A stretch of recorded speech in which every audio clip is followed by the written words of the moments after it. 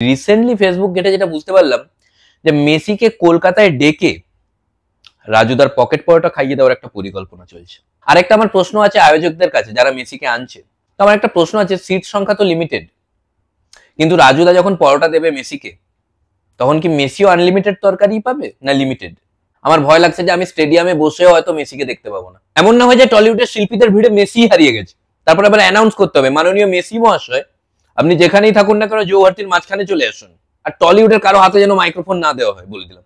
না তো শুরু হয়ে যাবে পিরিতি কাঁঠালের আঠা লাগলে পরে ছাড়ে না, মোটর কলাই গোল গোল নাচতে ভাঙে না, শুরু করে দেবে ওখানে। একটু সুযোগ পেলে এরা মেসিকে নাচতেও বলবে, তা আবার শ্বশুর বাড়ি জিন্দাবাদ গানে। টলিউডের যত বড়ই স্টার হোক না কেন যেন একটু দূরে রাখা হয় বলে দিলাম। না তো হয়তো মেসি স্প্যানিশে কিছু বলছে, টলিউডের কোন স্টার বলে বসলো যে why do you need to talk in Spanish, আর যারা ওই বাংলা রিয়ালিটি শো গুলো বানায় তারা যেন কেউ কাছাকাছি না থাকে বলে দিলাম। না তো দেখা যাবে মেসি ড্রিবলিং করছে, স্কিল ফিল দেখাচ্ছে, কেউ গিয়ে বলে বসবে যে কেমন লাগলো আপনার স্কিল, ও বলে না বসে ফাটাফাটি।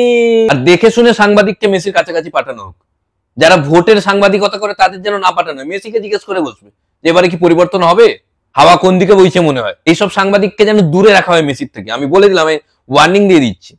না তো যে মেসি এতদিন কোনো ডিফেন্ডারকে দেখেও ঘাবড়ায়নি, এই প্রথমবার ঘাবড়ে যেতে পারে, আমি বলে দিলাম। তবে মেসির একটা ইমপ্রুভমেন্ট হবে কলকাতায় এলে। এতদিন সবাই দ্য মেসি বলতো, এবার মেসি দা হবে।